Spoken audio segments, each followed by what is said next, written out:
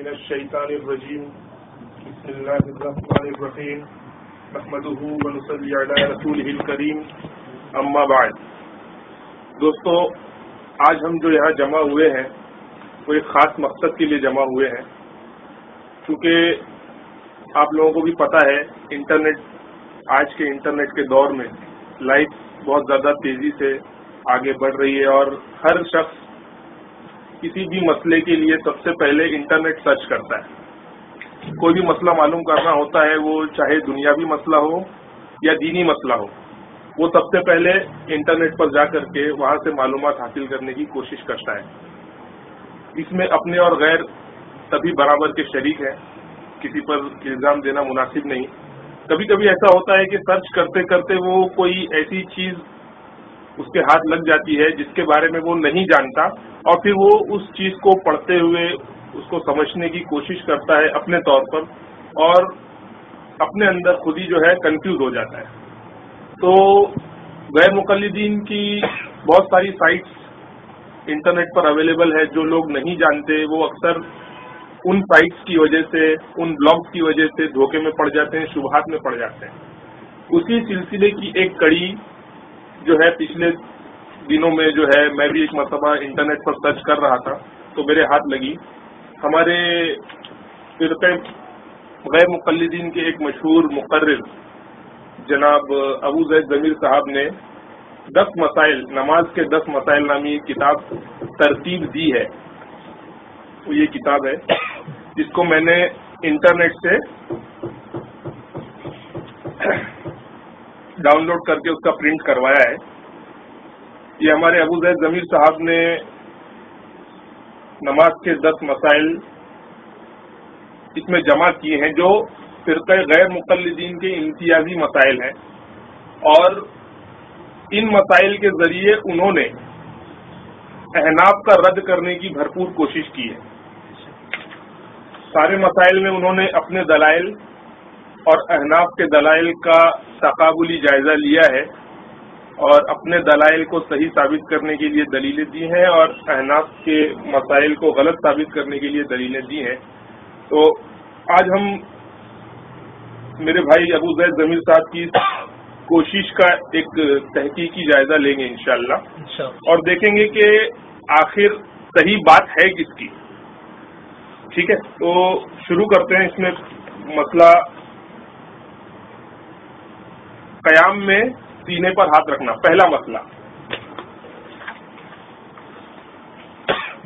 میرے بھائی ابو زید ضمیر نے ہیڈنگ ڈالی ہے قیام میں سینے پر ہاتھ رکھنا. جب نماز میں ہم تکبیر کہتے ہیں اور ہاتھ باندھ لیتے ہیں تو احناف کے نزدیک ناف کے نیچے ہاتھ باندھنا زیادہ راجح ہے.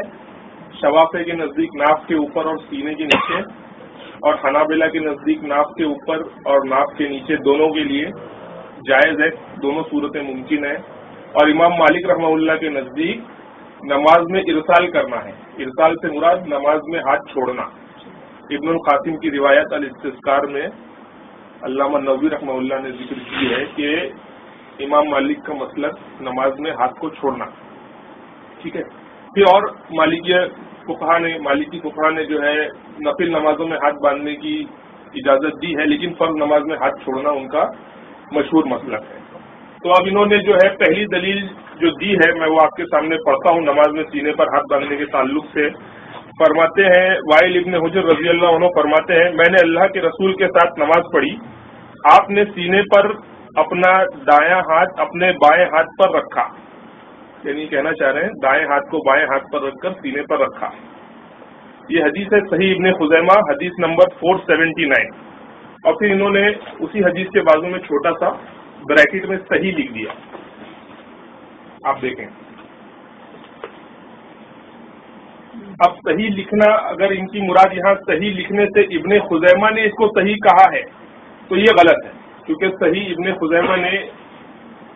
خزیمہ کتاب میں امام ابن خزیمہ نے اس حدیث کے آگے کوئی بھی حکم نہیں لگایا، انہوں نے سکوت اختیار کیا ہے. ہاں، مقدمے میں انہوں نے یہ بات لکھی ہے کہ میں جو حدیثیں اس کتاب میں بیان کروں گا وہ ساری سندن صحیح ہوں گی، تو شاید میرے بھائی زید ضمیر نے اسی بات کو یہاں پر بریکٹ میں لکھ کر کے دھوکہ دینے کی کوشش کی ہے کہ ابن خزیمہ نے اسے صحیح کہا، حالانکہ ابن خزیمہ نے اس حدیث کو صحیح نہیں کہا ہے، اس پر سکوت اختیار کیا ہے۔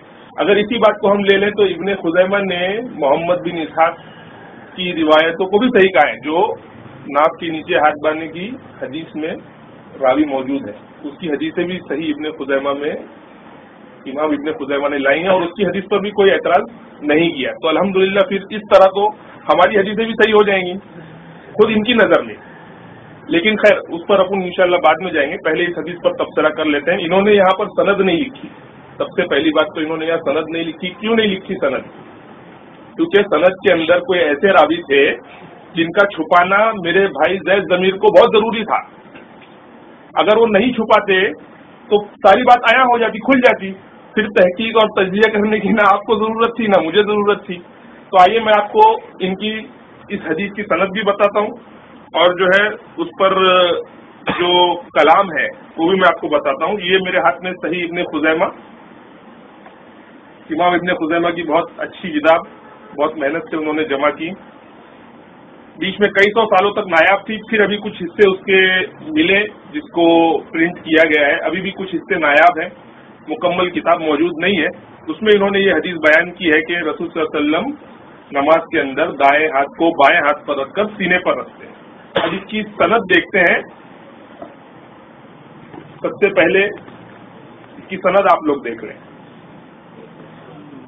اس کی سند میں ایک راوی ہے معمل ابن اسماعیل۔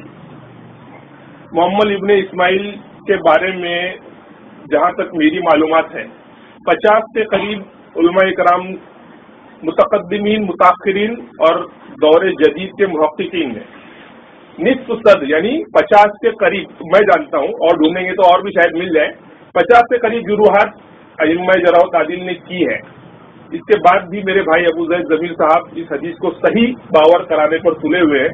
یہ کس وجہ سے ہے یہ میں نہیں جانتا، لیکن مجھے ایسا لگتا ہے کہ یہ اپنے مسلک کی پاسداری ہے اور اس کے علاوہ اور کچھ نہیں۔ خیر ان کی یہ ناکام کوشش کو ہم اور ناکام بناتے ہوئے آپ کے سامنے صحیح ابن خزیمہ کے حاشیے میں ہی ہم آپ کو بتائیں گے۔ یہ حاشیہ چڑھایا ہے غیر مقلد امام غیر مقلدین شیخ علامہ ناصر الدین البانی رحمہ اللہ، فرماتے ہیں یہ سند ضعیف ہے معمل ابن اسماعیل کی وجہ سے۔ حاشیے میں آپ دیکھیں، اس کا حافظہ خراب تھا۔ یہ خراب حافظے والا شخص حدیث بیان کرتے وقت اپنے حافظے سے حدیث بیان کرتا تھا۔ ائمہ جرح و تعدیل نے اس پر مفسر جرح کی ہیں، اور کوئی بھی ایسا راوی جو صحیح الحفظ ہو، کثیر الغلط ہو، کثیر الخطا ہو، کثیر الاوہام ہو، اس کی روایت صحیح نہیں ہو سکتی، صحیح نہیں ہو سکتی۔ پھر میرے بھائی ابو زید ضمیر صاحب نے نہ جانے کس مصلحت کی پاسداری کرتے ہوئے اس حدیث کو صحیح لکھ دیا۔ یہ صرف دھوکہ دینے کی ایک ناکام کوشش ہے، اس کے سوا کچھ بھی نہیں۔ آئیے یہ تو ایک حوالہ ہوا، انہی کی کتاب سے بتا دیا گیا۔ میں آپ کے سامنے ایک اور غیر مقلد عالم کی کتاب پیش کرتا ہوں۔ یہ صلاۃ الرسول ہے میرے سامنے، عبدالرؤف سندھو صاحب، یہ حکیم محمد صادق صاحب سیال کوٹی، انہوں نے صلاۃ الرسول لکھی۔ میرے خیال ہے جہاں تک مجھے یاد ہے 1949 میں پہلی مرتبہ چھپی تھی، اور پھر اب سے اس پر ان 50-60 سالوں میں تقریباً 3-4 بار حاشیے چڑھائے جا چکے ہیں۔ ہر مرتبہ کچھ نہ کچھ غلطی نکل ہی آتی ہے اور پھر ایک نیا حاشیہ چڑھانا پڑتا ہے۔ تو دیکھتے ہیں وہ کیا فرماتے ہیں۔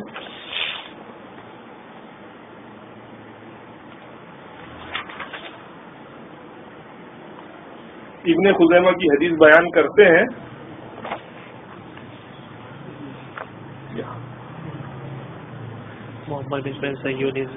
دیکھیے 228 نمبر کے صفحے پر عبدالرؤف صاحب فرماتے ہیں یہ سند ضعیف ہے، معمل بن اسماعیل صحیح الحفظ ہے، اور امام بخاری نے اسے منکر الحدیث کہا ہے۔ یہ ہم نہیں کہہ رہے، یہ آپ کے بڑے کہہ رہے ہیں۔ ہماری نہ مانیے، اپنے بڑوں کی تو مان لیں۔ لیکن ایسا ہونے والا نہیں ہے، کیونکہ اگر یہ لوگ مان لیں گے تو ہاتھ سینے پر سے خسکا کر کے ناک کے نیچے یا ناک کے اوپر لانا پڑے گا، جو ان کو منظور نہیں ہے، اس لیے یہ لوگ مانیں گے نہیں۔ خیر، میں آپ کے سامنے اور حوالے پیش کرتا ہوں غیر مقلدین ہی کی کتابوں سے۔ یہ میرے ہاتھ میں ان کے دوسرے امام غیر مقلدین حافظ زبیر علی زئی صاحب پاکستان والے، انہی کی کتابوں کو پڑھ پڑھ کر کے غیر مقلدین احناف پر حملے کرتے ہیں۔ اب دیکھتے ہیں انہوں نے خود ہی غیر مقلدین پر کیا حملہ کیا ہے۔ فرماتے ہیں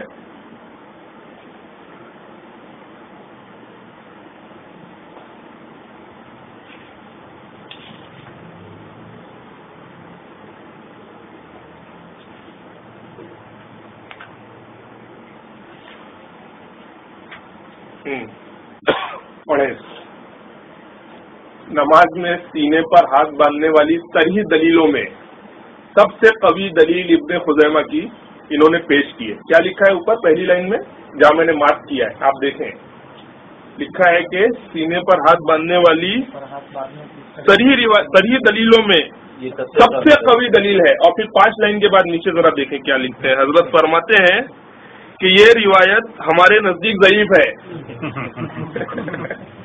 ابھی 4-5 لائن پہلے کیا لکھا؟ صریح دلیلوں میں سب سے قوی دلیل، اور 5 لائن کے بعد فرماتے ہیں کہ یہ دلیل ہمارے نزدیک ضعیف ہے۔ اور ضعیف ہونے کے لیے انہوں نے جو راستہ اختیار کیا ہے، جس راوی کو ضعیف کہا ہے، وہ ہے سفیان الثوری رحمہ اللہ کی تدلیس کی وجہ سے، یعنی دوسرا راوی سفیان الثوری۔ ہمارے نزدیک نہیں، یہ ابھی میں نے ہمارے اکابرین اور متقدمین و متاخرین کا ذکر نہیں کیا، ابھی صرف میں امام غیر مقلدین کا ذکر کر رہا ہوں۔ تو یہ فرماتے ہیں کہ ہمارے نزدیک یہ حدیث سفیان الثوری کی تدلیس کی وجہ سے ضعیف ہے، پھر بھی ہمارے بھائی کو یہ حدیث صحیح لگتی ہے۔ ٹھیک، ابھی ہم آپ کو تیسرے امام غیر مقلدین جناب عبد الرحمن مبارک پوری صاحب کی بات بتاتے ہیں۔ یہ فرماتے ہیں کہ ہمیں تسلیم ہے کہ محمد ابن اسماعیل ضعیف ہے۔ کیا فرماتے ہیں؟ ہمیں تسلیم ہے، مان لیے ہیں انہوں نے، لیکن ہمارے بھائی زید ضمیر صاحب نہیں مان رہے۔ انہوں نے مان لیے، محدث العصر ہیں، اپنے زمانے کے بہت بڑے عالم گزرے ہیں، انہوں نے مان لیا کہ محمد ابن اسماعیل ضعیف ہے۔ یہ اس کے بعد میں علامہ نور پوری صاحب، یہ بھی ان کے بہت بڑے مقالات نور پوری لکھی ہے انہوں نے، بہت بڑے عالم ہیں، یہ بھی فرماتے ہیں کہ جیسا کہ امام البانی صاحب نے کہا ہے، اپنی کتاب میں لکھتے ہیں، میں آپ کو پڑھ کر سناتا ہوں کہ جیسا کہ البانی نے کہا ہے، یہ حدیث معمل کی وجہ سے ضعیف معلوم ہوتی ہے۔ کیا کہا؟ یہ حدیث معمل کی وجہ سے ضعیف معلوم ہوتی ہے۔ اب یہاں یہ تقلید کر رہے تھے، تحقیق نہیں کر رہے، کیونکہ حوالہ کس کا دیا؟ البانی صاحب کا۔ البانی صاحب نے جیسا کہ ابن خزیمہ کے حاشیے میں اس کو ضعیف کہا ہے، فرماتے ہیں کہ جیسا کہ البانی صاحب نے کہا ہے، یہ حدیث معمل کی وجہ سے ضعیف معلوم ہوتی ہے۔ پھر آگے اپنے مسلک کی پاسداری کرتے ہوئے، مسلک کو بچانا بھی تو ضروری ہے، اور طریق سے اور شاہد سے یہ حدیث صحیح ہے۔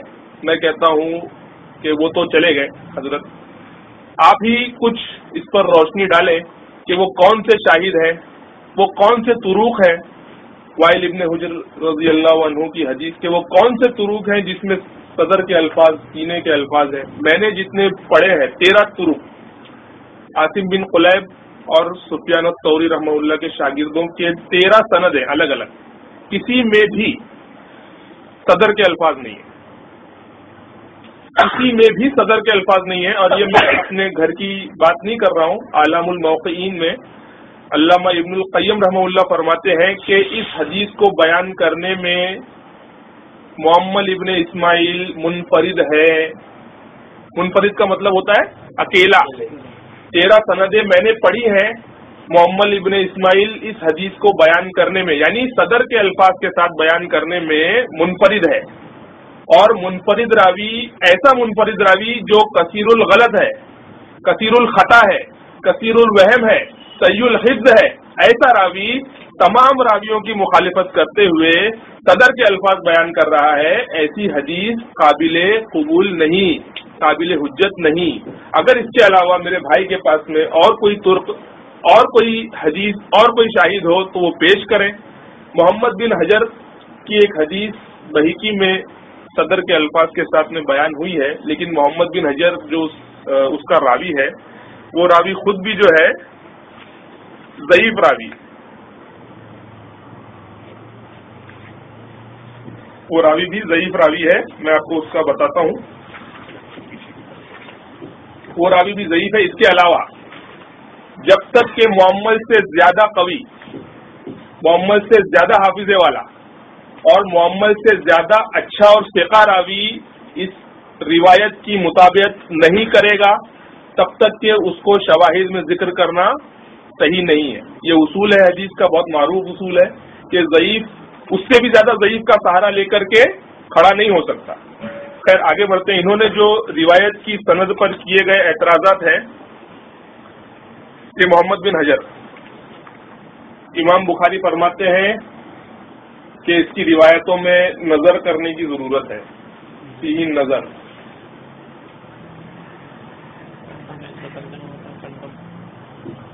आम जुबान में अगर कहें तो इसका मतलब ये होता है कि इसकी हदीसें जो है वो काबिले कबूल नहीं है। इसके पास मनाकिर थी, यहाँ देखें लिखा हुआ, इसके पास मनाकिर मुनकर हदीसें थी। अब मोहम्मद इब्न इस्माइल के जैसा उससे भी गया गुजरा रावी मुताबियत में और शवाहिद में पेश करना मुनासिब नहीं है। इसके अलावा भी अइम्मा जरा तादिल ने इस पर जुरूहात लिखी हैं कि इससे एहतजाज करना जायज नहीं, इस रावी से एहतजाज करना जायज नहीं। किताबुल ज़ोफ़ा वल मतरूकीन, ये रावी ज़ईफ है। ज़ोफ़ा वल मतरूकीन में जिक्र करना मतलब ऐसे रावियों की किताब है जो ज़ईफ है या मतरूक है, उस किताब में उसको बयान किया है। उस रावी के बारे में लिखा गया है कि इसकी रिवायत से हुज्जत नहीं पकड़ी जा सकती। आइए आगे बढ़ते हैं। अब इन्होंने कुछ एतराजात के जवाब देने की कोशिश की है कि मोहम्मद इब्न इस्माइल सुदूक सुन्नत के मामले में बहुत ज्यादा शदीद और रिवायत बयान करने में बहुत ज्यादा गलती करने वाले। अब ये एतराजात के जवाब दे रहे हैं और क्या बयान करते हैं कि रिवायत करने में बहुत ज्यादा गलतियां करते थे। तो ये जवाब हुआ या जरा हुई? आप बताएं कि रिवायत में जो शख्स गलती करता हो ये जवाब हुआ या जरा हुई? जरा हुई। अब हजरत ने जवाब देने की शक्ल में जवाब दिया और जरा कर दी कि मोहम्मद इब्न इस्माइल रिवायत बयान करने में गलती करता था। ठीक है, मैंने भी यही कहा और तकरीबन अइम्मा जरा तादील ने यही जरा इस पर की है कि ये हाफिजे की गड़बड़ी थी, इसमें ये हदीसें गलत बयान करता था, इसको औहाम होते थे। और दीगर अइम्मा ने इसके बारे में कसीरुल गलत और कसीरुल खता लिखा है। मैं एक एक करके आपके सामने हवाले पेश करते जाता हूँ। ये सवालात हाकिम, इसमें कहा गया है कसीरुल खता। देखें,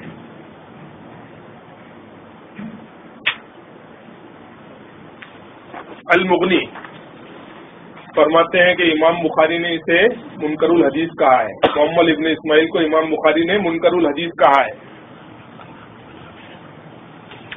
फैजुल कदीर में अल्लामा अल-मनावी ने लिखा मोहम्मद इब्न इस्माइल को मुनकरुल हदीस।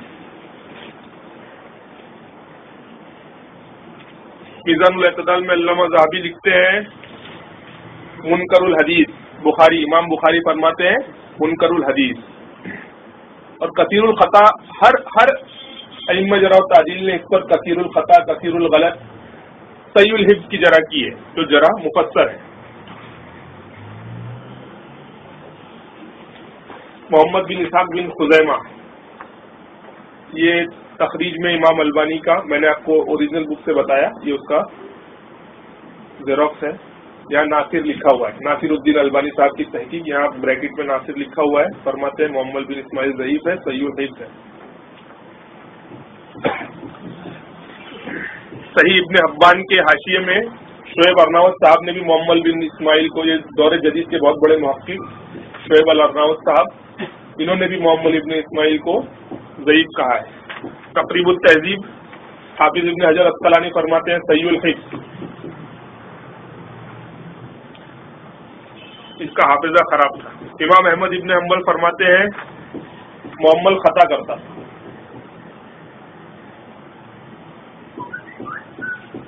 السنن الکبریٰ امام نسائی فرماتے ہیں محمد ابن اسماعیل کثیر الخطا۔ دیکھیں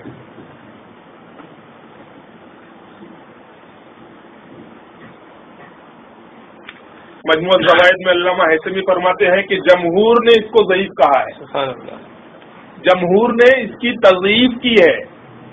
ایک راوی جس کو جمہور ضعیف کہے، جمہور سے مراد ائمہ جرح و تعدیل، جنہوں نے اپنی ساری زندگی روات کی تحقیق میں گزار دی کہ کون سا راوی صحیح، کون سا راوی ضعیف، کون سا راوی ثقہ، کون سا راوی غیر ثقہ، ایسے تمام کے تمام جمہور علماء نے، دوام کے تمام جمہور ائمہ فن نے ہم نے اس کے بارے میں کہا کہ یہ حدیثوں میں جھوٹ بولتا تھا۔ ایک امام نے فرمایا کہ اس کی حدیثیں اپنے دوسرے ساتھیوں سے میل نہیں کھاتی، میچ نہیں کرتی، مطلب یہ ایسی حدیثیں بیان کرتا ہے جو اس کے ساتھیوں نے سنی بھی نہیں ہوتی، یہ ایسی حدیثیں بیان کرتا ہے۔ المعرفۃ والتاریخ، اس میں بھی محمد ابن اسماعیل کو صحیح الحفظ کہا گیا ہے۔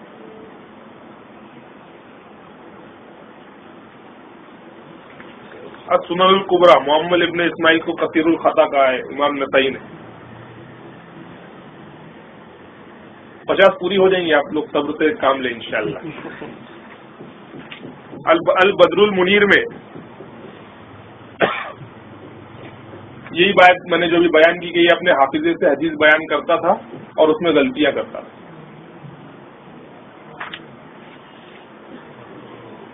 محمد ابن اسماعیل کے بارے میں کلام ہے، متکلم فی راوی، اس پر ائمہ جرح و تعدیل نے کلام کیا۔ تہذیب التہذیب امام بخاری نے فرمایا منکر الحدیث۔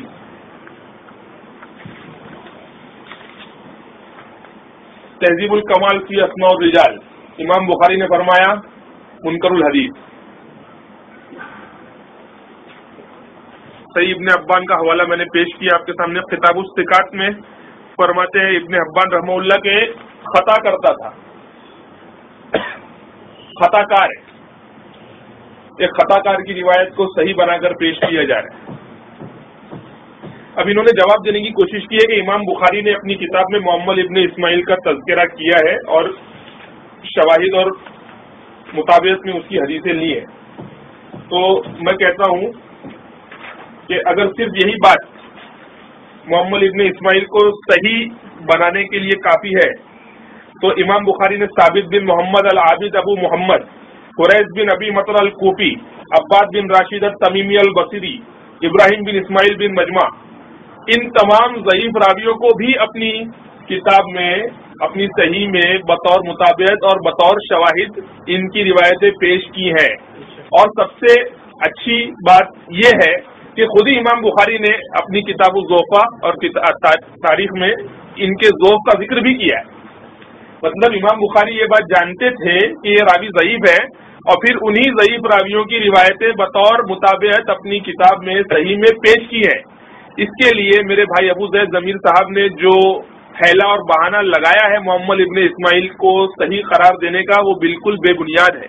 کسی روایت کو، کسی ضعیف راوی کی روایت کو بطور مطابقت صحیح میں پیش کرنا امام بخاری کے نزدیک اس راوی کا ثقہ ہونا بالکل بھی ملتزم نہیں ہے، اس کا التزام نہیں کیا گیا۔ امام بخاری نے اس کے علاوہ بھی بہت سارے ضعیف راویوں کو اپنی کتاب میں صحیح میں مطابقت کے طور پر پیش کیے۔ 4-5 نام میں نے آپ کے سامنے لکھے لیے ہیں جن کو بطور مطابقت اور بطور استشہاد کے پیش کیا گیا، حالانکہ خود امام بخاری نے ان کو اپنی کتابوں میں ضعیف شمار کیا ہے۔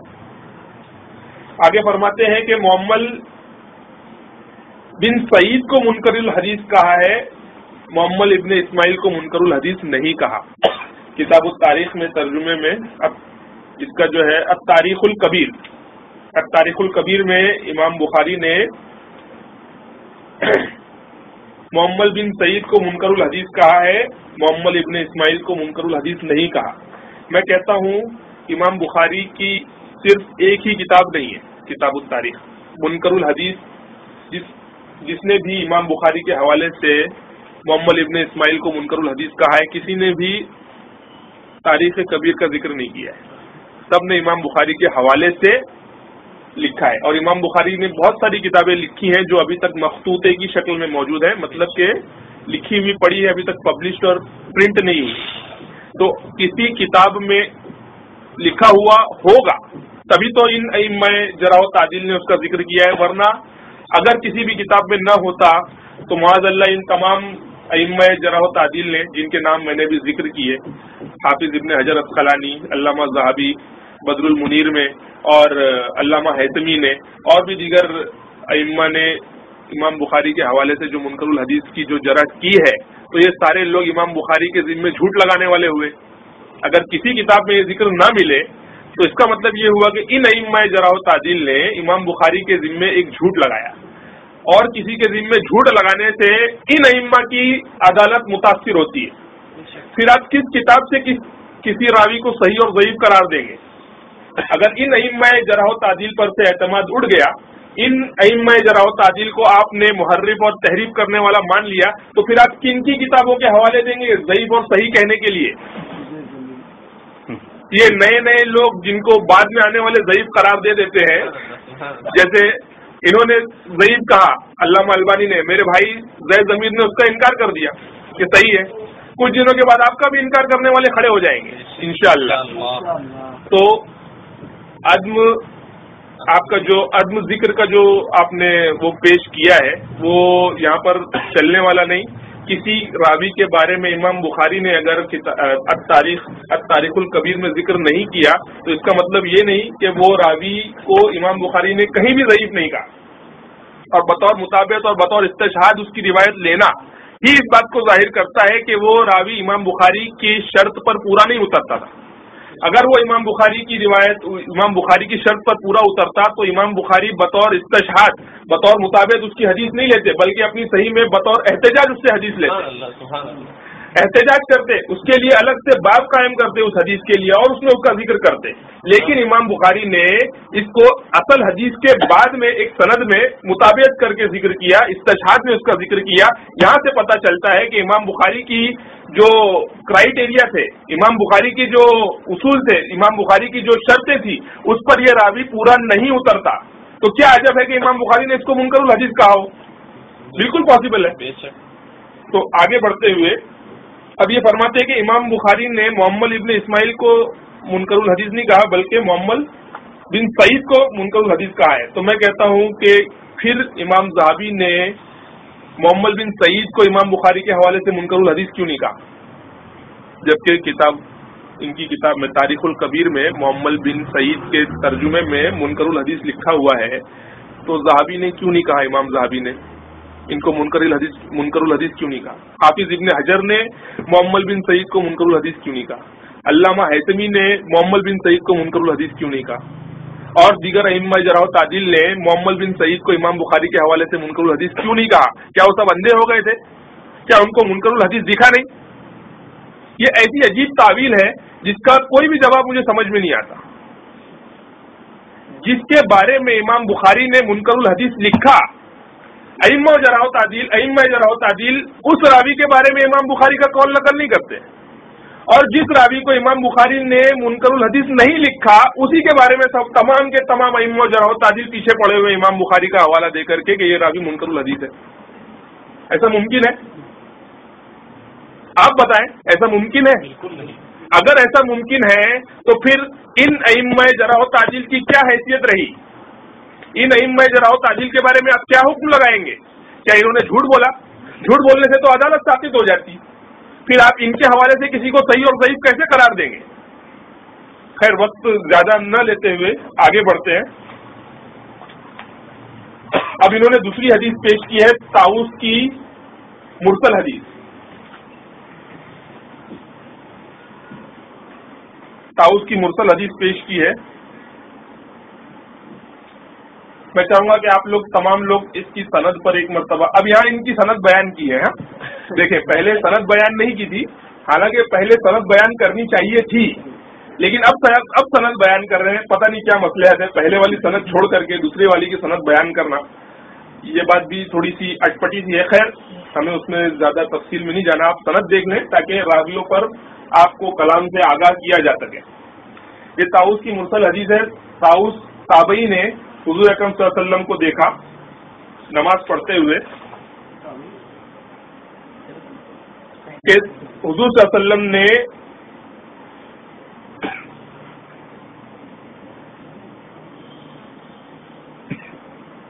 اللہ کے رسول اپنا دایاں ہاتھ اپنے بائیں ہاتھ کے اوپر رکھتے، پھر دونوں کو نماز میں اپنے سینے پر باندھتے. طاؤس تابعی فرماتے ہیں کہ رسول صلی اللہ علیہ وسلم اپنا دایاں ہاتھ اپنے بائیں ہاتھ کے اوپر رکھتے، پھر دونوں کو نماز میں اپنے سینے پر باندھتے. ابو داؤد.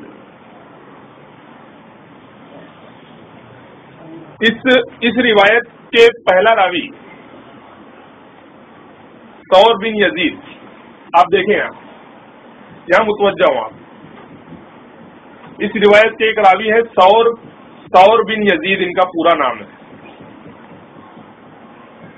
یہ ان سے روایت بیان کر رہے ہیں اپنے استاد سے، اور یہ راوی مدلس راوی ہے. ائمہ نے ان کے بارے میں کہا ہے کہ یہ تدلیس کیا کرتے تھے. ائمہ نے کہا ہے کہ یہ تدلیس کیا کرتے تھے. ثور بن یزید مدلس راوی ہے اور یہ اپنے استاد سے ان سے روایت بیان کر رہے ہیں، اور اصول بہت معروف ہے کہ مدلس راوی اگر اننے سے حدیث بیان کرے تو ایسی روایت قابل حجت نہیں ہو سکتی. ایسی روایت قابل حجت نہیں ہو سکتی. دوسری چیز، یہ روایت طاؤس تابعی نے حضور اکرم صلی اللہ علیہ وآلہ وسلم سے بیان کی ہے. تابعی وہ ہوتا ہے جس نے صحابہ کو دیکھا، حضور صلی اللہ علیہ وسلم کو نہیں دیکھا. اور یہاں حدیث طاؤس تابعی حضور اکرم صلی اللہ علیہ وآلہ وسلم سے بیان کر رہے ہیں، یعنی کہ اس حدیث میں صحابی چھوٹ گیا، اور جہاں صحابی چھوٹ گیا تو سند ٹوٹ گئی. صحابی چھوٹ گیا، سند ٹوٹ گئی، اور سند ٹوٹ گئی تو حدیث منقطع ہو گئی، کٹ ہو گئی. عام لفظوں میں یہ سمجھ لیں کہ یہ حدیث کی سند ٹوٹی ہوئی ہے. اب ٹوٹی ہوئی سند سے یہ سینے پر ہاتھ رکھنا، سینے پر ہاتھ باندھنا ثابت کرنا چاہتے ہیں، تو ایسی ٹوٹی دلیلوں سے سینے پر ہاتھ باندھنا ثابت نہیں ہوتا. اب آگے چلتے ہیں. اس کی سند میں دوسرے راوی ہیں سلیمان بن موسیٰ. سلیمان بن موسیٰ کے بارے میں ائمہ جرح و تعدیل کے اقوال آپ کے سامنے پیش کرتا ہوں.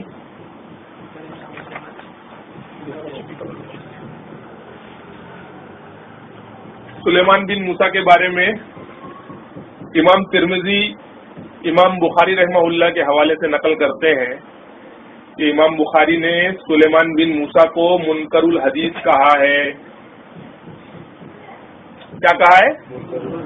منکر الحدیث کہا ہے. اس کے بعد یہ تہذیب التہذیب میں بھی وہی بات لکھی ہوئی ہے. سلیمان بن موسیٰ کے ترجمے میں لکھتے ہیں حافظ ابن حجر عسقلانی کہ امام بخاری نے منکر الحدیث کہا ہے.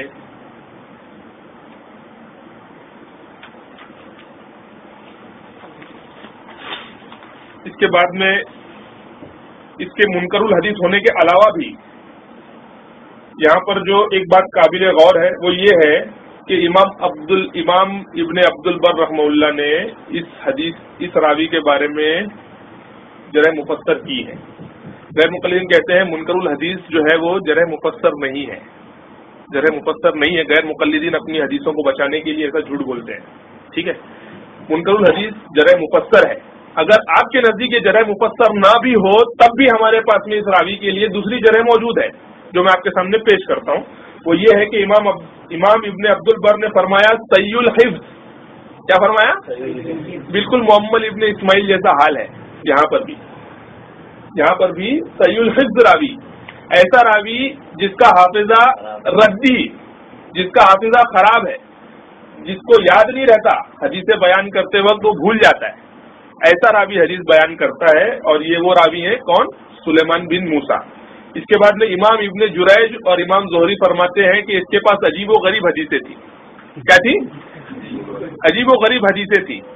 تاریخ دمشق میں یہ بات لکھی ہوئی ہے اور تاریخ اوسط میں. اس کے علاوہ حافظ ابن حجر نے فرمایا لین الحدیث، مطلب حدیث میں ڈھیلا تھا. اب حدیث میں ڈھیلا ہو کوئی شخص تو اس کے بارے میں کیا آپ لوگ کیا سوچتے ہیں؟ کیا کرنا چاہیے؟ اس کی حدیث مان لینی چاہیے؟ قطعی نہیں. جو شخص حدیث بیان کرنے میں ڈھیلا ہو اس کی حدیث مانی جائے گی. ٹھیک. اس کے بعد میں امام ساجی فرماتے ہیں، امام ساجی رحمہ اللہ فرماتے ہیں کہ اس کے پاس مناکر تھی، اس کے پاس منکر حدیثیں تھی، بالکل امام بخاری کے جیسا قول. امام بخاری بھی اس کو منکر الحدیث فرماتے ہیں، امام ساجی بھی اس کو منکر الحدیث فرماتے ہیں. ابن عساکر اور امام ابو ذرا رازی فرماتے ہیں کہ یہ ضعیف ہے. کیا ہے؟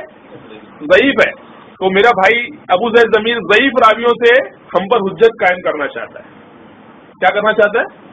ضعیف راویوں سے ہم کو منوانا چاہتا ہے کہ ہم مان لیں، سینے پر ہاتھ باندھنا، اور ہم سے مطالبہ کرتا ہے صحیح حدیثوں کا اور خود پیش کرتا ہے ضعیف حدیثیں. تو آئے تھوڑا سا اور آگے بڑھتے ہیں. اس مرسل کے بارے میں ایک اور بات جو اہل علم جانتے ہیں کہ اس میں بہت بڑا تعارض ہے.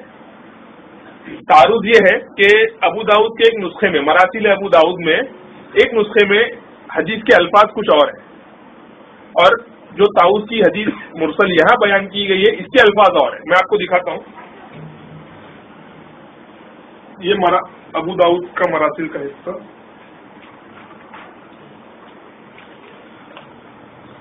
یہ مراسل ابو داؤد ہے.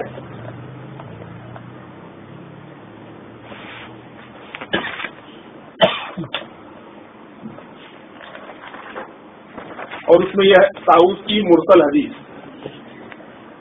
اس میں طاؤس فرماتے ہیں، حدیث کے الفاظ پر غور کریں.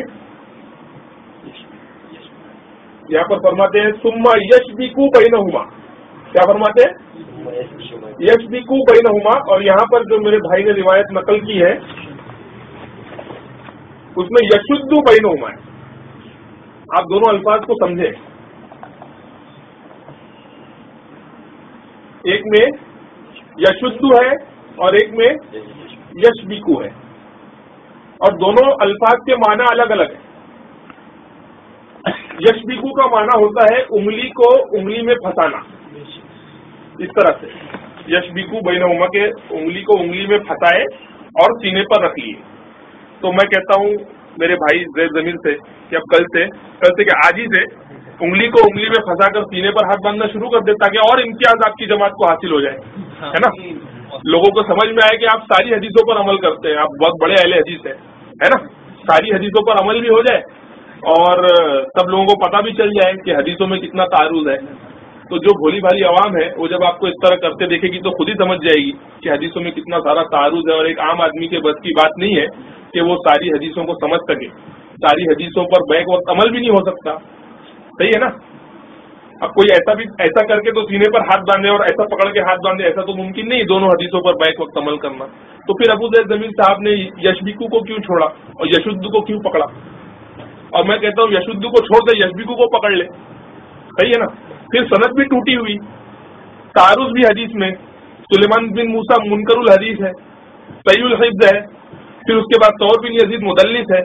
ایسی روایت جس کے ہر راوی پر کچھ نہ کچھ بحث، کچھ نہ کچھ تکرار، کچھ نہ کچھ ذوق، اور تعارض ایسا کہ ایسا باندھے یا ایسا باندھے کچھ سمجھ میں نہیں آتا. تو ایسی حدیث سے حجت کیسے قائم ہوگی؟ اب پھر جواب دینے کی کیا کوشش کرتے ہیں وہ دیکھیں. فرماتے ہیں کہ یہ روایت مرسل ہے. ان کو اقرار ہے اس بات کا کہ یہ روایت مرسل ہے، لیکن علامہ عینی کے حوالے سے فرماتے ہیں کہ مرسل ہمارے نزدیک حجت ہے. اب یہ ہم پر یعنی احناف پر یہ الزامی جواب لگا رہے ہیں، الزام لگا رہے ہیں کہ آپ کے نزدیک تو مرسل حجت ہے تو مان لیجئے، اس مرسل کو آپ مان لیجئے. ہاں کیا فرما رہے ہیں؟ مرسل ہمارے نزدیک حجت ہے. یہ علامہ عینی رحمہ اللہ بہت بڑے جو ہیں محدث، بہت بڑے ائمہ میں سے گزرے ہیں. اسماء و رجال میں بھی ان کی ماشاءاللہ بہت بڑی پکڑ تھی، اور ان کی عمدۃ القاری اور دیگر کتابیں بہت مشہور ہیں. اور تمام لوگوں کے نزدیک جو ہے مانی جاتی ہے، جانی جاتی ہے. اب یہ فرما رہے ہیں کہ مرسل ہمارے نزدیک حجت ہے، یعنی حنفیوں کے نزدیک مرسل حجت ہے. میں کہتا ہوں حنفیوں کے نزدیک ہی کیوں، یہ تو ائمہ ثلاثہ کے نزدیک حجت ہے. اور اگر معتضد ہو کوئی اعتزاز اور کوئی اگر اس پر پاورفل اور کوئی اگر قرینہ موجود ہو تو پھر تمام ائمہ کے نزدیک حجت ہے. پھر صرف حنفیوں کا نام لکھنے کی کیا ضرورت ہے؟ ہاں ٹھیک ہے نا. اب پھر مرسل حجت ہے تو کون سی والی حجت ہے؟ یشبکو والی حجت ہے کہ یشدو والی حجت ہے؟ ٹھیک ہے. پھر سلیمان بن موسیٰ منکر الحدیث ہے، اس کا تو کہیں ذکر ہی نہیں کیا. وہاں پر بڑے زور مار رہے تھے منکر الحدیث. محمد ابن اسماعیل کے ترجمے میں منکر الحدیث کے بارے میں بہت زور لگا رہے تھے. یہاں ذکر ہی نہیں کر رہے. جس کو امام بخاری نے منکر الحدیث کہا ہے اس کا تو ذکر ہی نہیں کیا، اس جرح کا ذکر ہی نہیں. اور جس کے بارے میں نہیں کہا تھا وہاں خامخواہ جو ہے وہ بڑے بڑے پیج لکھ کر کے سفید سیاہ کر رہے ہیں، اور جہاں کہا اس کو چھپا گئے. اب ٹھیک، اب دیکھیں کہ ہمارے نزدیک یعنی احناف کے نزدیک مرسل کب حجت ہوتی ہے؟ جب ہمارے پاس مرفوع حدیث نہ ہو، موقوف حدیث نہ ہو، مقطوع حدیث ہو. ایسی مقطوع یعنی ایسی مرسل حدیث جو صحیح بھی ہو، اس میں بھی صحیح کی شرط ہے. ضعیف مرسل ہمارے نزدیک حجت نہیں ہے. اور میں کہتا ہوں ہمارے نزدیک حجت ہوئی، آپ کے نزدیک تو حجت نہیں ہے. آپ نے کیوں مان لیے؟ غیر مقلدین کے نزدیک منقطع حدیث، مرسل حدیث حجت نہیں ہے.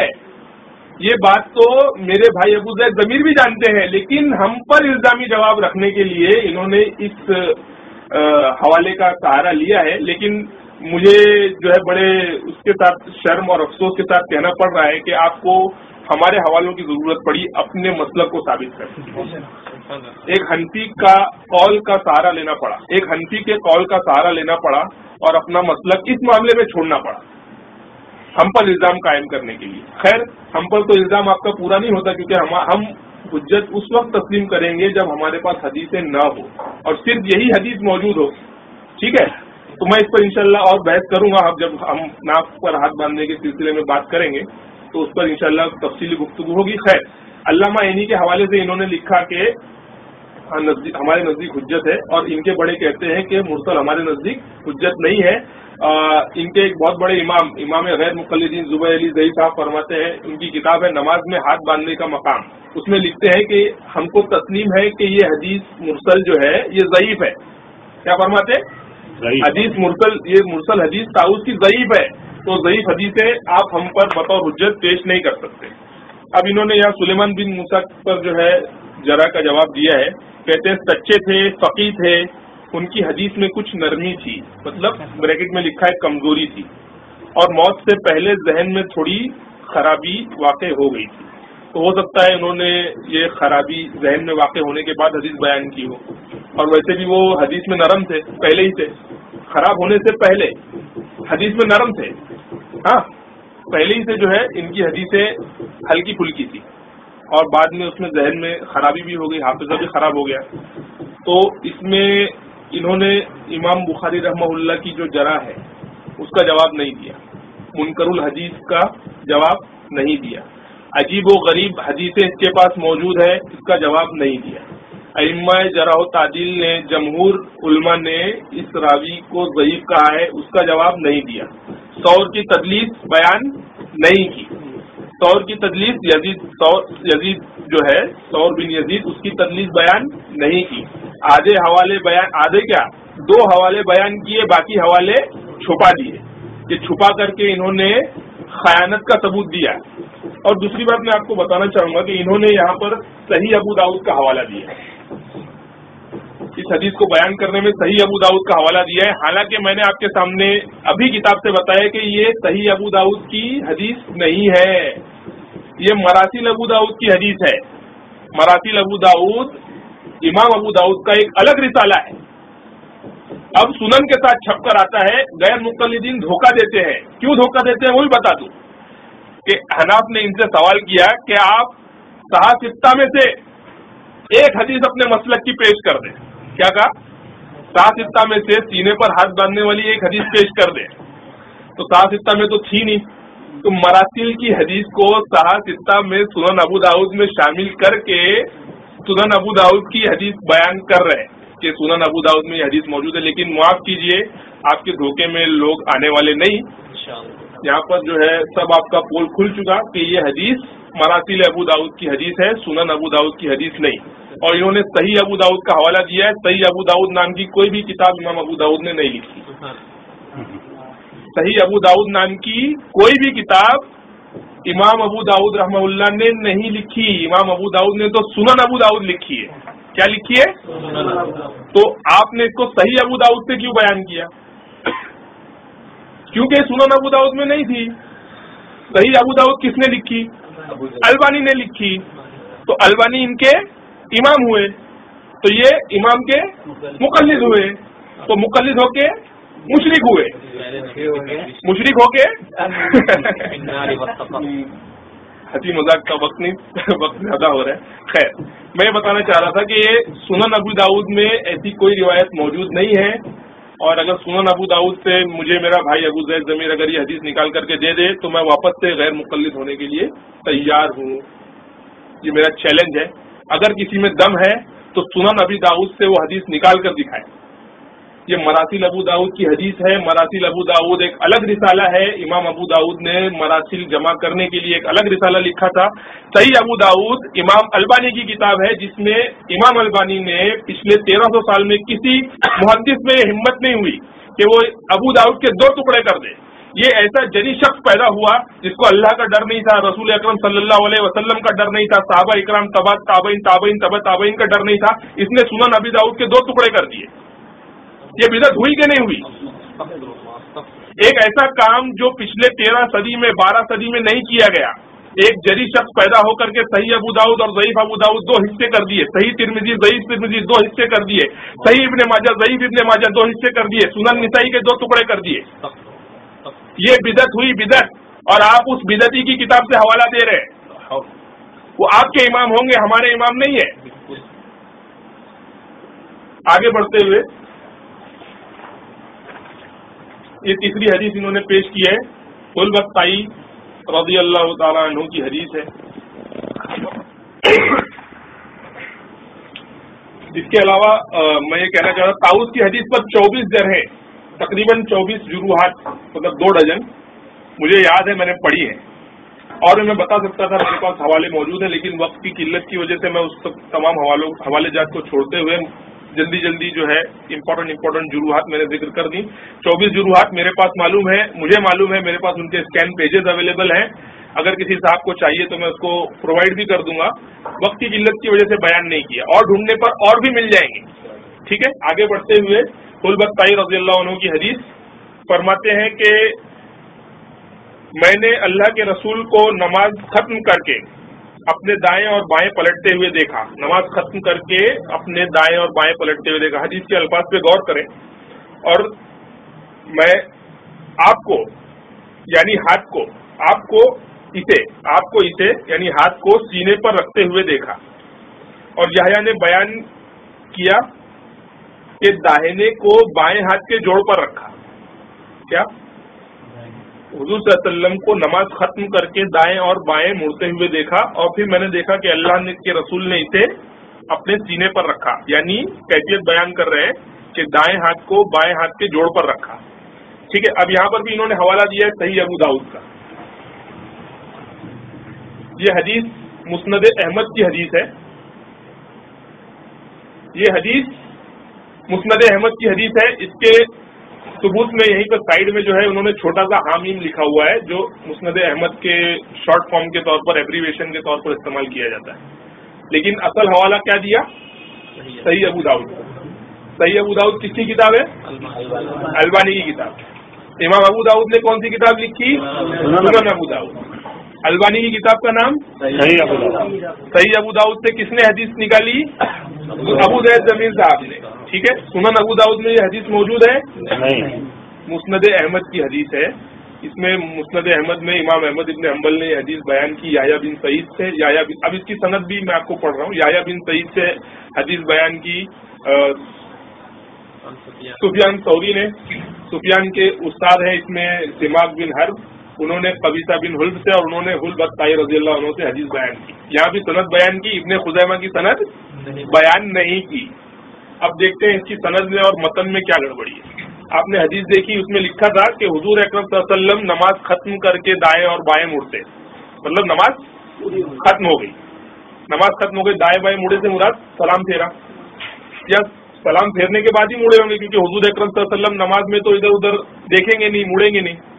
اب پھر نماز ختم کرنے کے بعد میں دیکھا صحابی نے کہ حضور نے اسے مطلب ہاتھ کو، دائیں ہاتھ کو بائیں ہاتھ کے جوڑ پر رکھا، بیان کرنے والا بیان کرتا ہے۔ تو میں پوچھتا ہوں دائیں ہاتھ کو بائیں ہاتھ پر رکھا، جوڑ پر رکھا، تو کون سے جوڑ پر رکھا؟ کندھے کے جوڑ پر رکھا، کونی کے جوڑ پہ رکھا، کلائی کے جوڑ پہ رکھا، انگلی کے جوڑ پہ رکھا؟ اب نماز ختم کرنے کے بعد کہیں بھی رکھے، رکھ سکتا ہے نا کہیں بھی۔ نماز ختم کرنے کے بعد میں ہاتھ کو سینے پر رکھنا یا دونوں ہاتھ کو واپس باندھ لینا نماز ختم کرنے کے بعد اگر ہو تو کیا اس کو ہم نماز کے اندر داخل کر سکتے ہیں؟ مطلب یہ ہوا کہ یہ حدیث نماز کے اندر ہاتھ باندھنے کے معاملے میں غیر صریح ہے۔ نماز کے اندر ہاتھ باندھنے کے معاملے میں اس حدیث سے استدلال جائز نہیں ہے، کیونکہ یہاں پر ہاتھ باندھنے کا عمل نماز کے ختم کرنے کے بعد ہے۔ اب اگر کوئی ضد کرے نہیں یہ نماز کے اندر ہی کا معاملہ ہے، تو پھر آپ اس سے ضد کریں کہ پھر حضور صلی اللہ علیہ وسلم سے دائیں بائیں نماز کے اندر دیکھنا بھی مان لو، صحیح؟ کہ اگر ایک چیز نماز کے اندر ہو رہی ہے تو پھر دوسری چیز بھی نماز کے اندر ہونا چاہیے، اور انہوں نے تو یہاں مان لیا ہے کہ نماز ختم کیا، کیونکہ دائیں بائیں مڑنے سے انہوں نے نماز ختم کرنے کا یا بریکٹ میں انہوں نے مطلب لیا ہے کہ نماز ختم کرنے کے بعد میں دائیں بائیں مڑے اور ہاتھ کو سینے پر رکھا۔ تو نماز ختم کرنے کے بعد حضور صلی اللہ علیہ وسلم اگر ہاتھ کو سینے پر رکھتے ہیں تو اس سے نماز میں سینے پر ہاتھ باندھنا کہاں سے ثابت ہو گیا؟ صحیح ہے؟ خیر، یہ تو ہوا متن کا اضطراب۔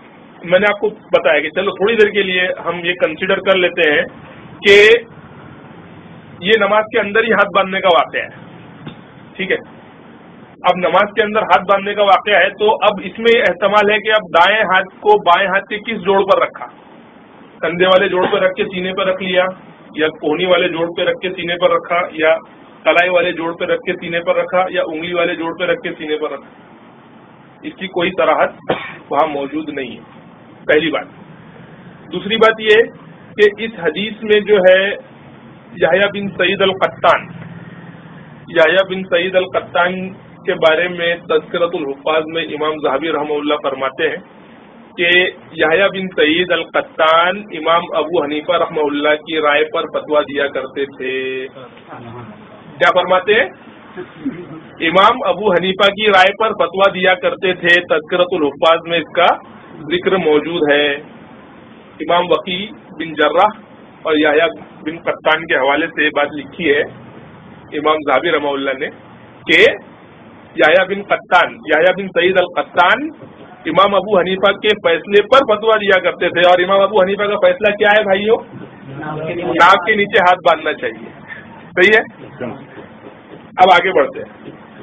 اس حدیث کے دوسرے راوی ہیں سفیان الثوری رحمہ اللہ۔ سفیان الثوری رحمہ اللہ کے بارے میں ہم دیکھتے ہیں، نکالیے۔ سفیان الثوری رحمہ اللہ کے بارے میں امام نووی رحمہ اللہ شرح مسلم میں بیان کرتے ہیں کہ امام ابو حنیفہ رحمہ اللہ، امام سفیان ثوری، ابن اسحاق، ان تمام فقہا کا عمل ناف کے نیچے ہاتھ باندھنے کا تھا۔ کیا تھا؟ ناف کے نیچے ہاتھ باندھنے کا تھا، ٹھیک ہے؟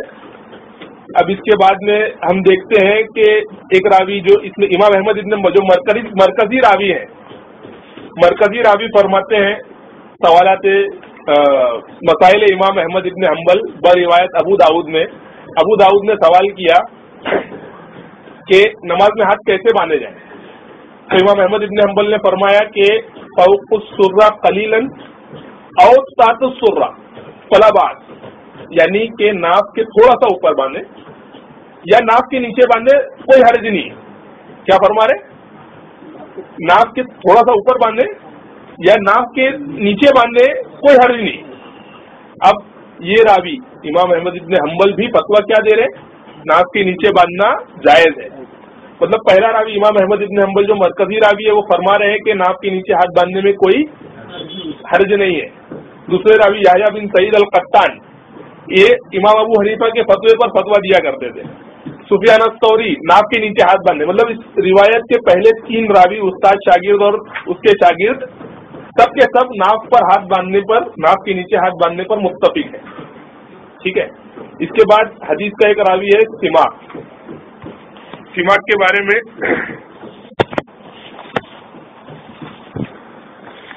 سماک کے بارے میں المغنی میں علامہ ذہبی شمس الدین ذہبی فرماتے ہیں، سب کو دکھ رہا ہے، ضعیف الحدیث، مضطرب الحدیث.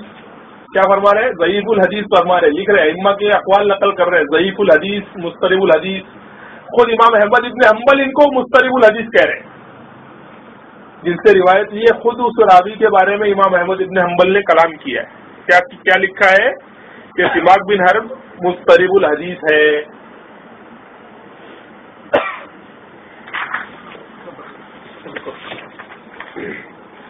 یہ جرح و تعدیل، کتاب جرح و تعدیل، اس میں امام احمد ابن حنبل سے سوال کیا گیا سماک بن حرب کے بارے میں کہ وہ مضطرب الحدیث ہے یا نہیں، تو فرمایا نعم، مطلب ہاں ہے، مضطرب الحدیث ہے. سماک بن حرب مضطرب الحدیث ہے، مطلب ان کی حدیث میں اضطراب ہے. ان کی حدیثیں جو ہے کبھی کچھ کبھی ناف کے نیچے، کبھی ناف کے اوپر. اب یہ ناف کے اوپر بیان کر دی، حالانکہ ان کے نیچے سبھی راوی ناف کے نیچے ہاتھ باندھنے والے. ٹھیک ہے.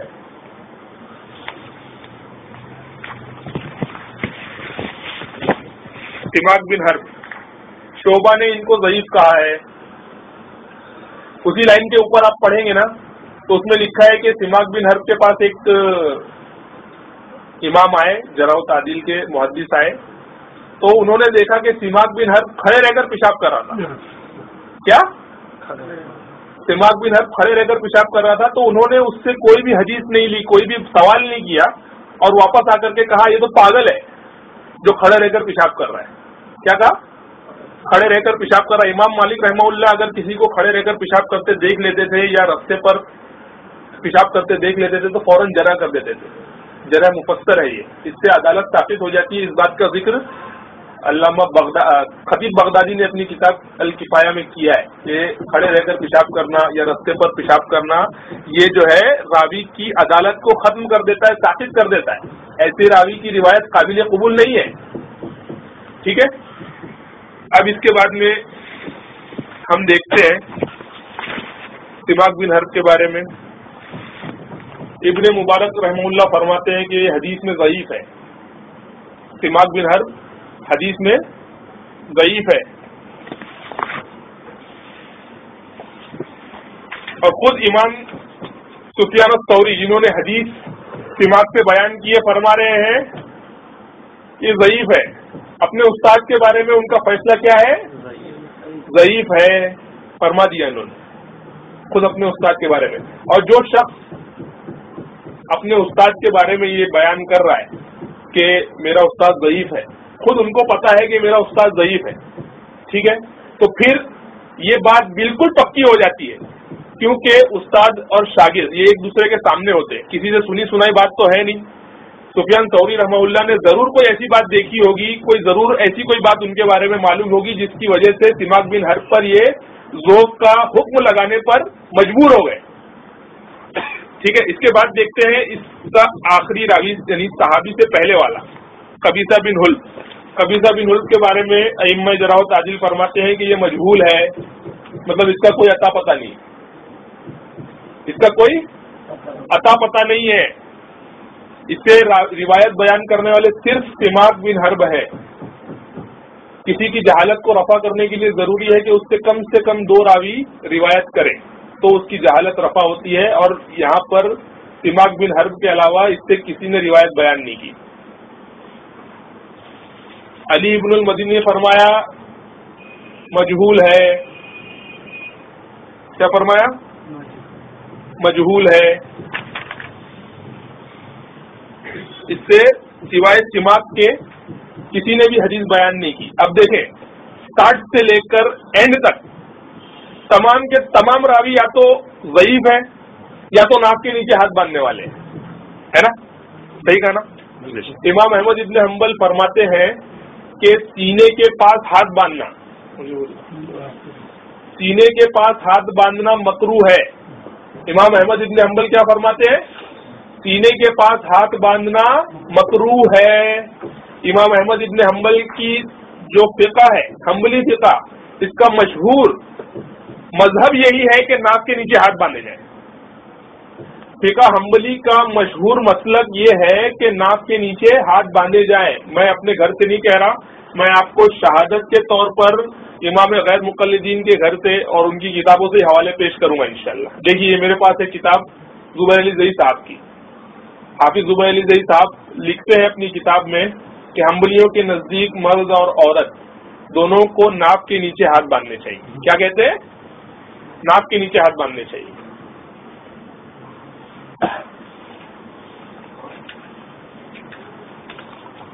और उन्होंने हवाला भी दिया है, पढ़े क्या लिखा है?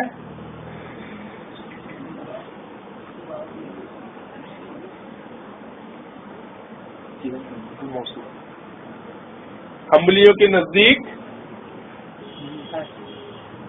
हंबलियों के नजदीक, इसको मार्क कर दे।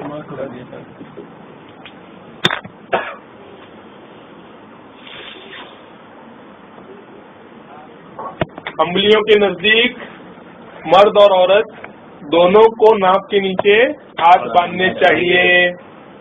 इमाम अहमद इब्न हंबल का मसलक है नाक के नीचे हाथ बांधना, मशहूर मसलक, और मशहूर मसलक पर ही फतवे दिए जाते हैं। ठीक है, तो इमाम अहमद इब्न हंबल की गवाही के सीने पर हाथ बांधना मकरूह है, सीने के नजदीक हाथ बांधना मकरूह है। मैं आपको दिखाता हूँ, ये मेरे पास है अल मौसूआ, किताब का नाम अल मौसूआतुल फ़िक़हिया,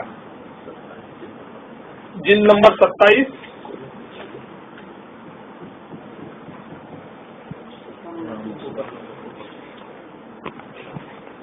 फरमाते हैं कि इमाम अहमद सीने पर हाथ बांधना मकरूह है। इमाम अहमद इब्न हंबल के हवाले से लिख रहे हैं, बिल्कुल सराहत के साथ लिखा है, सीने पर हाथ बांधना मकरूह है। देख लें। इसके अलावा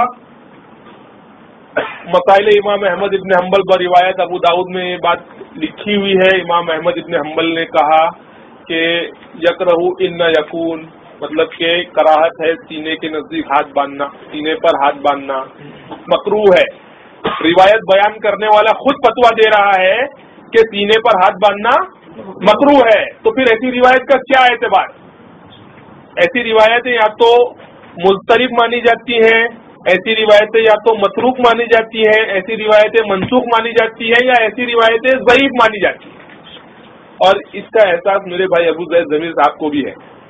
आखिर में, हदीस के आखिर में इन्होंने लिखा है कि इस हदीस की सनद हसन दर्जे की करार दी जा सकती है। इसका एहसास मेरे भाई अबू ज़ैद ज़मीर को भी था कि मैं जो हदीस पेश कर रहा हूँ ये उस दर्जे की नहीं है, इसके लिए हाँ दी जा सकती है। एहतमाल है, यहाँ एहतमाल का लफ्ज है। एहतमाल का मतलब ये होता है कि इसमें मतलब 50-50% चांसेस है। इन्होंने जो तर्जुमा किया है उसमें इतना साफ नहीं लिखा तर्जुमे में, लेकिन एहतमाल का जो लफ्ज अरबी में इस्तेमाल किया है उसका मतलब ये होता है कि बात बिल्कुल वाज़ेह नहीं है, इसमें शक है कि इसकी सनद हसन दर्जे की हो।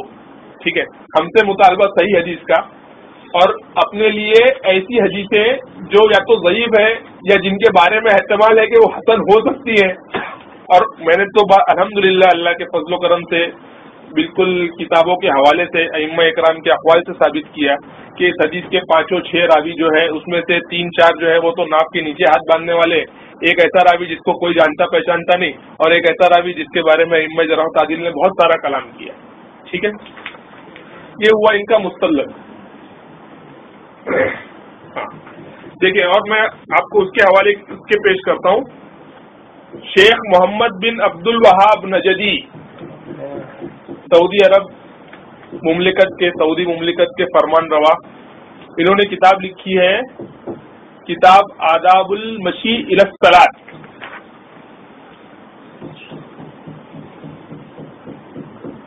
ये लोग कहते हैं सऊदी वाले इमाम काबा हमारा है, امام کعبہ اہل حدیث ہے، امام کعبہ اہل حدیث ہے. اب امام کعبہ اگر اہل حدیث ہے تو دیکھیں اہل حدیث کیا فرما رہے ہیں. نماز میں ناف کے نیچے ہاتھ باندھ جائے، تحت السرہ کے الفاظ ہیں. کیا ہے؟ پڑھے. اگر یہ اہل حدیث ہے تو پھر آپ کون ہیں؟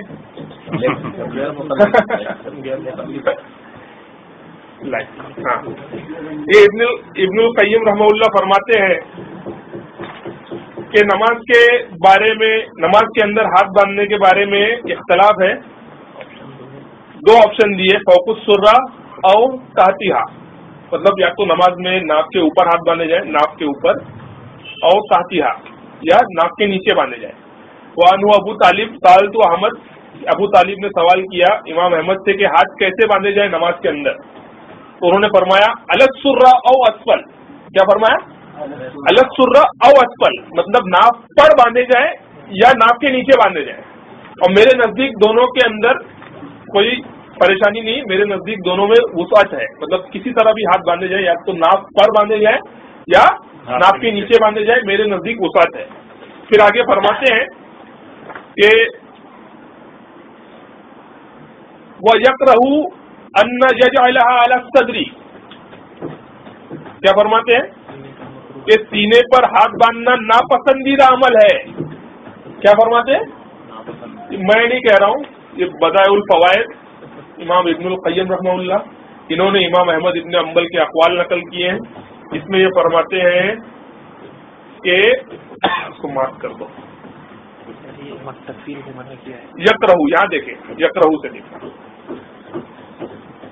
کہ سینے پر ہاتھ باندھنا مکروہ ہے، کیونکہ حضور اکرم صلی اللہ علیہ وآلہ وسلم نے تکفیر سے منع کیا، نماز کے اندر تکفیر سے منع کیا. اور تکفیر کا معنی جو ہے امام احمد ابن حنبل بیان کرتے ہیں اپنے بیٹے کو کہ تکفیر کا مطلب یہ ہے کہ نماز میں سینے پر ہاتھ باندھے جائیں. اس سے کون منع کر رہا ہے؟ اللہ کے رسول منع کر رہے ہیں کہ تکفیر مت کرو، نماز کے اندر تکفیر مت کرو. کیونکہ تکفیر کا معنی کیا ہے؟ امام احمد ابن حنبل روایت بیان کرنے والا خود بتا رہا ہے کہ تکفیر کا مطلب ہے کہ نماز میں ہاتھ سینے پر نہ باندھیں. یہاں فرمایا صاف صاف لکھا ہوا ہے کہ سینے پر ہاتھ باندھنا مکروہ ہے. امام احمد ابن حنبل کی روایت بیان کرتے ہیں اور امام احمد ابن حنبل کا فتویٰ بیان نہیں کرتے.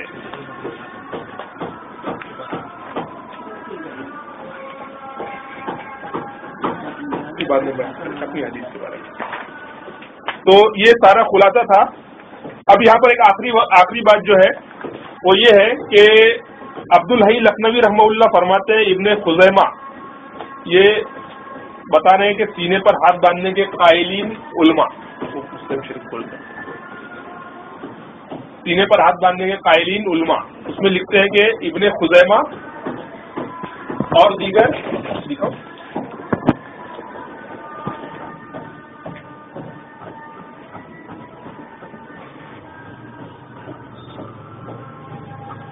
لکھتے ہیں کہ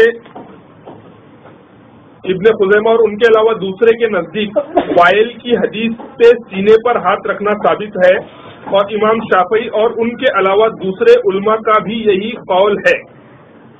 اب اگر اس پر کلام کیا جائے اس بات پر تو سب سے پہلے تو یہ دیکھیں کہ عبدالحی لکھنوی رحمہ اللہ کون ہے.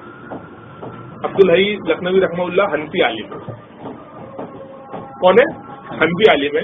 اب ان کے حوالے سے یہ ہم پر الزام دے رہے ہیں کہ ابن خزیمہ، مطلب انہوں نے لکھا ہے کہ ابن خزیمہ اور ان کے علاوہ دوسرے اور امام شافعی اور ان کے علاوہ دوسرے لوگوں سے وائل ابن حجر کی حدیث سے سینے پر ہاتھ رکھنا ثابت ہے. انہوں نے عبدالحی لکھنوی صاحب سے لے کر امام شافعی اور امام ابن خزیمہ تک کوئی سند بیان کی ہے کیا؟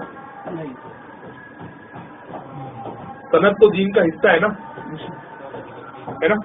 صحیح ہے. تو پہلے تو اصل کتاب سے جہاں سے عبدالحی لکھنوی صاحب نے یہ بات نقل کی ہے پہلے وہ اصل کتاب پیش کریں، ٹھیک ہے، پھر اس کی سند بھی ثابت کریں. دوسری بات یہ کہ ابن خزیمہ اور ان کے علاوہ دوسرے، اب ان کے علاوہ دوسرے کون تھے ان کا کوئی ذکر نہیں، مطلب ابھی فی الحال ہمیں ایک نام معلوم پڑا جو سینے پر ہاتھ باندھنا تھا وہ بھی کنفرم نہیں ہے کیونکہ صحیح سند سے وہ قول ان کا کہیں ابھی تک آیا نہیں.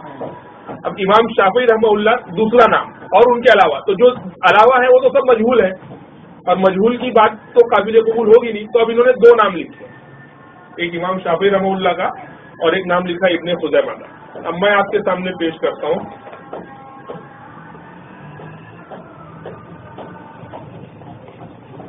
صحیح مسلم شرح نووی 173 صفحہ. امام ابو حنیفہ, امام سفیان الثوری, اسحاق بن راوے, ابو اسحاق المروزی اور ہمارے اصحاب میں سے مطلب شافعیوں کے اصحاب میں سے, مطلب ابو اسحاق المروزی جو ہے وہ شافعی تھے, وہ ان کے اصحاب میں شامل ہے, مطلب شافعیوں کے اصحاب میں شامل ہے. ابو حنیفہ, سفیان ثوری, اسحاق بن راوے اور ابو اسحاق المروزی شافعی, یہ سارے کے سارے ناف کے نیچے ہاتھ باندھنے کے قائل تھے. انہوں نے 2 نام پیش کیے, میں نے 4 نام پیش کیے. ٹھیک ہے, اب آپ اس میں امام احمد ابن حنبل کو شامل کر لیں, 5. ٹھیک ہے, اس کے بعد میں ابن قیم رحمہ اللہ کا حوالہ میں نے آپ کو دکھایا, وہ بھی اس بات کے قائل ہیں کہ 2 جگہ ناف کے نیچے اور ناف کے اوپر ہاتھ باندھے جائیں. کتنے ہو گئے؟ 6. محمد بن عبد الوہاب النجدی, کتنے ہو گئے؟ فقہ حنبلی کی کتابیں. المغنی میں ابن قدامہ رحمہ اللہ بہت بڑے فقیہ حنبلی مسلک کے, فرماتے ہیں کہ تحت السرہ جو یہ ہے بات جو نقل کی گئی ہے, یہ صحابہ میں سے ابو ہریرہ رضی اللہ عنہ, حضرت علی, ابو مجلس تابعی رحمہ اللہ, ابراہیم نخعی تابعی, سفیان الثوری اور دیگر لوگوں سے یہ روایت کی گئی ہے. اور یہ سنت ہے کہ نماز میں دائیں ہاتھ کو بائیں ہاتھ پر رکھ کر ناک کے نیچے باندھے جائے, اور سنت سے مطلب رسول اکرم صلی اللہ علیہ وآلہ وسلم کی سنت. تو کتنے ہو گئے؟ 8. امام شافعی رحمہ اللہ کا ایک قول ناک کے نیچے ہاتھ باندھنے کا بھی ہے. عون المعبود میں علامہ عینی کے حوالے سے شمس الحق عظیم آبادی غیر مقلد نے تیسرا قول نقل کیا ہے امام شافعی رحمہ اللہ کا. کتنے ہو گئے؟ 9. اور اس کے علاوہ ڈھونڈنے پر پتہ نہیں کتنے حنبلی مسلک اور حنفی مسلک کے نہ جانے کتنے امام مل جائیں گے. امام یحییٰ بن سعید القطان رحمہ اللہ, جن کے بارے میں انہوں نے فرمایا امام ذہبی رحمہ اللہ نے کہ یہ امام ابو حنیفہ کے فتوے پر فتویٰ دیا کرتے تھے. کتنے ہو گئے؟ 10. اس کے بعد میں امام وقی ابن الجراح, ان کے بارے میں تذکرۃ الحفاظ میں امام ذہبی نے فرمایا یہ امام ابو حنیفہ کے فتوے پر فتویٰ دیا کرتے تھے. کتنے ہو گئے؟ اس کے بعد آپ اور جوڑ لیں اپنا امام محمد رحمہ اللہ, کتنے ہو گئے؟ امام محمد نے اپنی کتاب موطا امام محمد میں امام ابو حنیفہ کا فتویٰ ذکر کیا ہے کہ امام ابو حنیفہ نے اسی کو ناک کے نیچے ہاتھ باندھنے کو کہا ہے. امام محمد کتنے ہو گئے؟ امام ابو یوسف رحمہ اللہ کتنے ہو گئے؟ امام طحاوی رحمہ اللہ. میں نے 14 نام ذکر کر دیے ہیں, آپ کے اوپر ذمہ داری ہے کہ آپ اس سے زائد نام پیش کر دیں, صراحتاً پیش کر دیں, صحیح سند کے ساتھ پیش کر دیں, اور کسی شافعی مقلد کا نام نہ پیش کریں, غیر مقلد کا نام پیش کریں جس کے بارے میں کتب احادیث میں لکھا ہو کہ نہ تو وہ مجتہد تھا اور نہ مقلد تھا بلکہ وہ جاہل نیرا غیر مقلد تھا. ثابت تو کریں.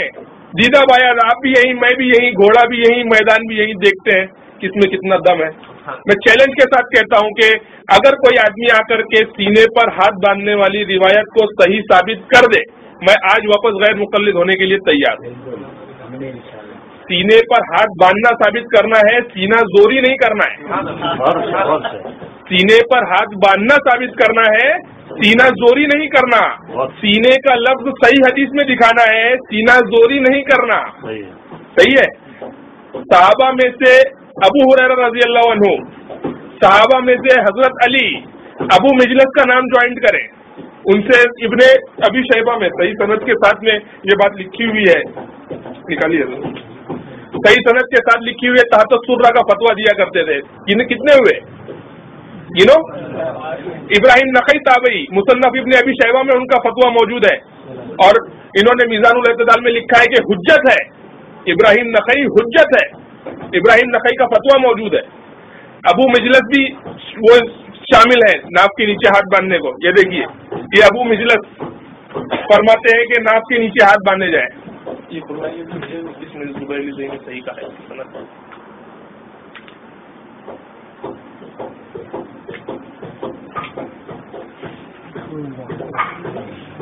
اور یہ سند کو میں نے صحیح نہیں کہا, اس سند کو میرے حافظ زبیر علی زئی صاحب امام غیر مقلد فتاوی علمیہ میں کہتے ہیں کہ یہ اثر سندن صحیح ہے, لیکن ابو مجلس تابعی کا قول ہے. ٹھیک ہے, مطلب یہ بھی مانتے ہیں کہ یہ قول سندن صحیح ہے. میں نے سند صحیح سے تابعی کا قول پیش کیا, اور حضرت علی رضی اللہ عنہ اور حضرت ابو ہریرہ رضی اللہ عنہ کی حدیثوں پر انشاءاللہ نیکسٹ ویک بات کریں گے. اس میں بالکل انشاءاللہ یہ بات اظہر من الشمس ہو جائے گی, سورج کی طرح چمکتی دمکتی کے صحیح کیا ہے اور غلط کیا ہے. تو میرے بھائیوں, اتنے سارے نام ہیں جو نماز میں ناف کے نیچے ہاتھ باندھنے کے قائل ہیں اور فاعل ہیں, اور الحمدللہ میں نے یہ بات بھی ثابت کی ائمہ سے کہ نماز میں سینے پر ہاتھ باندھنے کا قائل. انہوں نے جو نام پیش کیے ہیں یہ پہلے صحیح سند سے پیش کر دیں.